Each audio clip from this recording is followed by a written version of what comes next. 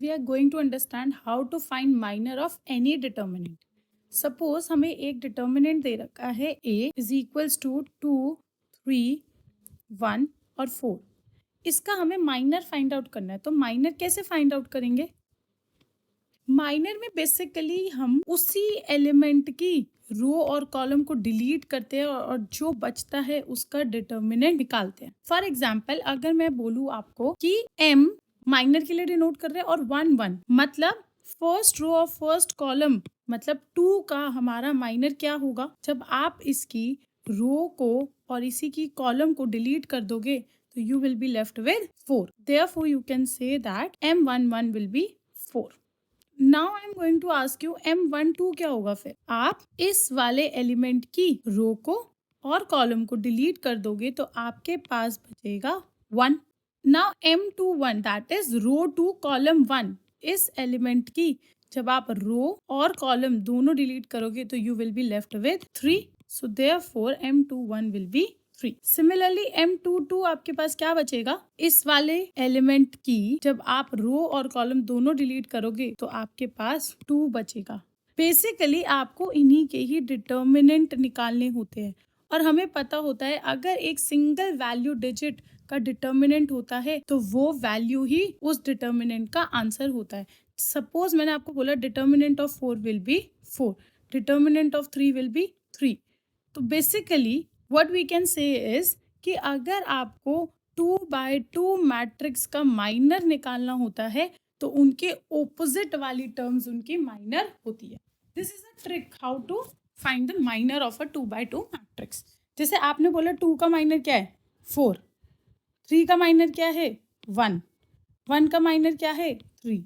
4 का माइनर क्या है? 2.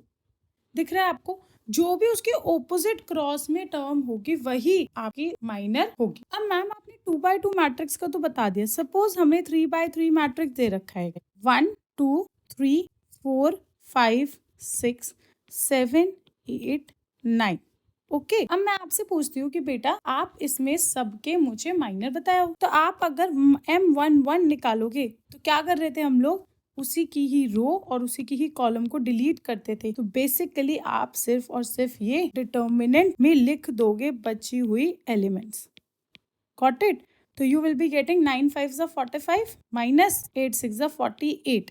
So the answer will be -3. Similarly m12 that means इस एलिमेंट की माइनर क्या होगा? जब आप इसी के ही रो और कॉलम को डिलीट कर दोगे तो आपके पास डिटर्मिनेंट बचेगा 4 7 6 9 right is equals to 9 4 36 minus 7 6 42. So you will be getting 6. m13 निकालना है अब हमें. तो आप इसकी रो और इसके कॉलम को डिलीट कर दोगे तो आपके पास ये डिटर्मिनेंट आएगा 4 5 7 8 is equals to 8 4 32 minus 7 5 35. So you will be getting -3. Understood? 4 इसको हम कैसे डिनोट करते हैं? रो 2 कॉलम 1. जब आप इसकी रो और इसके कॉलम को हाइड कर दोगे तो आपके पास डिटर्मिनेंट बच रहा है 2 3 8 और 9. 9 2 18 minus 8 3 24. Therefore you will be getting -6.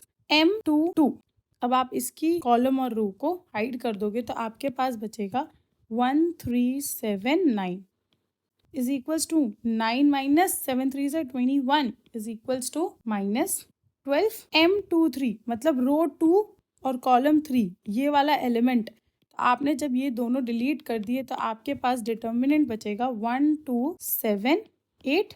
अब आप इसको सॉल्व करोगे तो 8 minus 14 therefore -6. Understood? Now moving forward m31 हमें कैलकुलेट करना है. अब m31 मतलब ये वाला एलिमेंट की रो और कॉलम को हाइड कर दोगे तो आपके पास डिटर्मिनेंट बचेगा 2 3 5 6. So the answer will be 6 2 12 minus 5 3 15 -3. m32 third row column 2 ये वाली चीजें आप दोनों हाइड कर दोगे तो आपके पास बचेगा 1 4 3 6. So the answer will be 6 minus 4 3s are 12 minus 6. Last is m33 third row और थर्ड कॉलम आप हाइड कर दोगे तो आपके पास बचेगा 1 2 4 5. Therefore 5 minus 4 2s are 8 is equals to -3. Understood? This is how you find out the minor of any matrix. आपको किसी का भी माइनर निकालना हो, आप कैसे निकालते हो? बस आपको उसकी रो और कॉलम को हाइड करके जो भी डिटर्मिनेंट बनेगा उस डिटर्मिनेंट की वैल्यू ही आपकी क्या कहलाएगी? माइनर।